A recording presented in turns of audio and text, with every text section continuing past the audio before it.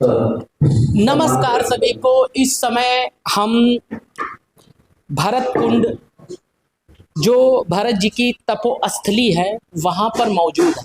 कहा जाता है इस स्थान का बहुत ही दिव्य और भव्य महत्व है। जब लोग अयोध्या आते हैं तो इस स्थान पर भी दर्शन करने के लिए आते हैं, क्योंकि ये भरत जी की तपोस्थली भी मानी जाती है। और कहा जाता है कि जो पिंडदान का विधान है, कहा जाता है लोग जब पितृपक्ष आता है तो यहाँ पर पिंड देने के बाद ही गया की ओर प्रस्थान करते हैं। आप पढ़ भी सकते हैं और देख भी सकते हैं, श्री भरत जी का प्राचीन मंदिर, श्री राम भरत मिलाप मंदिर कहा जाता है। इसको भरत मिलाप मंदिर के नाम से भी जाना जाता है और इसका बहुत महत्व है। और आज उसके मुख्य जो पुजारी हैं वो हमारे साथ मौजूद हैं। जानते हैं कि इसका महत्व कैसे क्या है। महाराज जी, हमारे चैनल में आपका स्वागत है। सबसे पहले आप अपना परिचय दीजिए। सबसे पहले मैं आपके दर्शकों को आपके चैनल के माध्यम से नंदीग्राम से सादर जय श्री राम जी। मैं अरविंद तिवारी, मंदिर प्रशासक जी।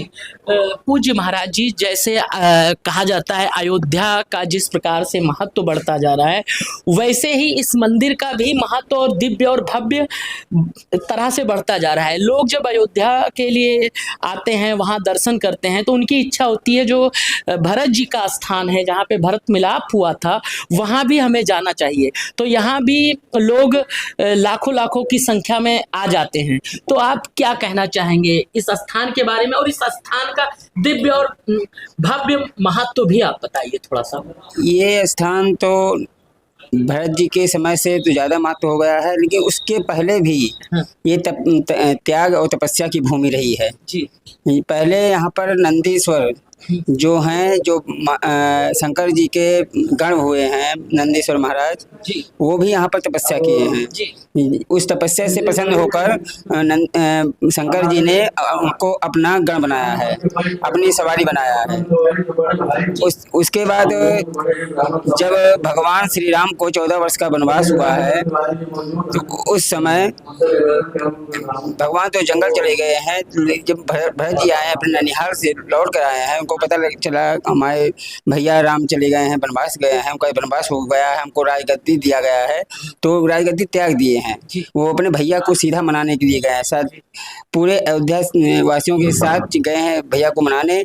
वहाँ पर बहुत मनाए हैं, हमने विनय किए हैं, लेकिन वहाँ प्रभु माने नहीं, कहे भाई पिता की आज्ञा है, मैं पिताजी की आज्ञा में टाल नहीं सकता, इसलिए मैं अपनी चरण पादुका देता हूँ। इसी को ले जाके आप वहाँ पर राजकाज संभालिए। जी, तो राजकाज जो संभालिए। और भरत मिलाप का जो समय था, कहा जाता है इसी मंदिर से होते हुए हुआ जो है, तो उसके बारे में थोड़ा सा आप थोड़ा चौपाई के माध्यम से या दृष्टांत के माध्यम से कुछ हमारी जनता को बताइए।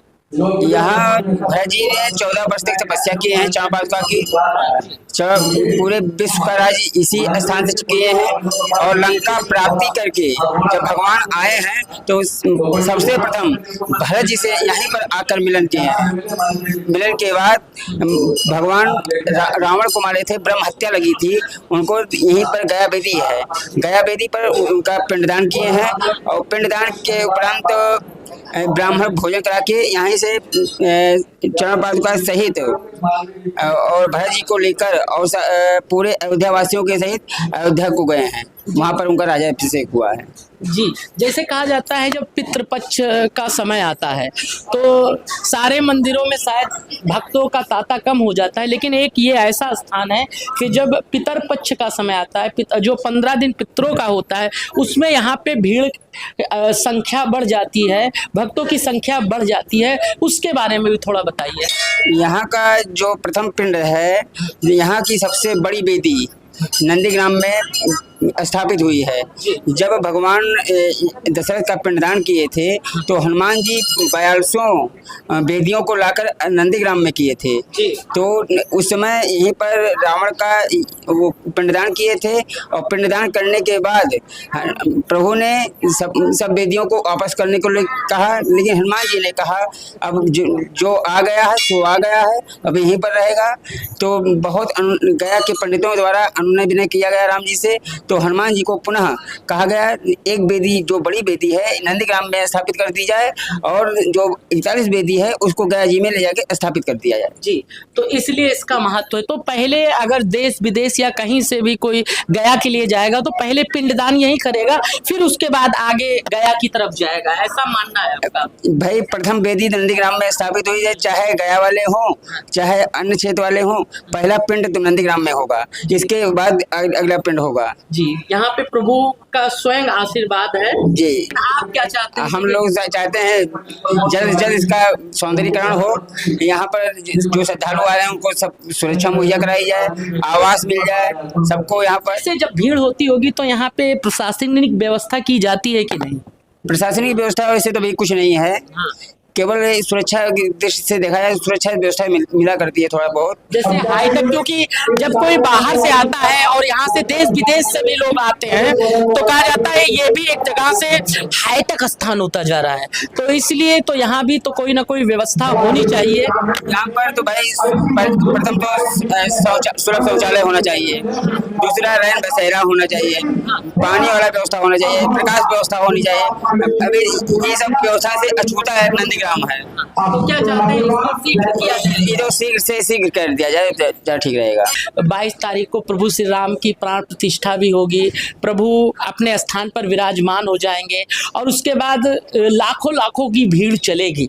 तो आप अपने जो तपोस्थली है भरत जी की, यहाँ पे आने के लिए भक्तों का कैसे स्वागत करेंगे? 22 तारीख की तैयारी आप कैसे अपने मंदिर में करेंगे? थोड़ा इसके बारे में प्रकाश डालिए। हमारे यहाँ तो भैया भरत जी की कृपा है और भरत जी के आशीर्वाद से यहाँ पर प्रत्येक महीने में 4 बार श्री रामचरितमानस का पाठ होता है और प्रथम दृष्टि से तो आज 47 साल हो गया है रामचरितमानस पाठ होते हुए एकादशी को, और बहुत बड़ी आहुति की कृपा हुई है हम लोग के ऊपर राम जी की। एकादशी को रामायण बैठेगा, 22 तारीख को प्रभु स्वयं आ जाएंगे अपने घर में।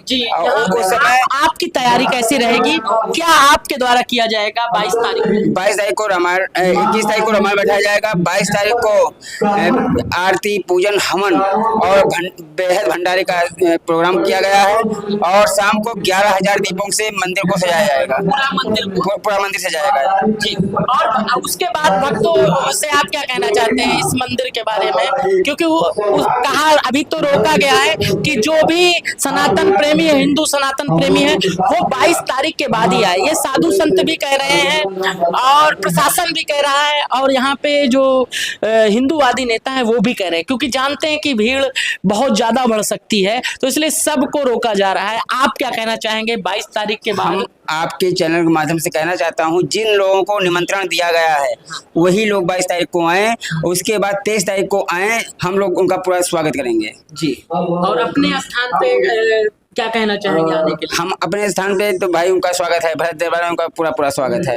जी, कोई चौपाई से समाप्ति करिए। नंदीगांव कर प्राण कुटीरा, कीन निवास धर्म दुर्धीरा, जटा जूट सिर मुन पटधारी, मैं कुल सारथी सवारी।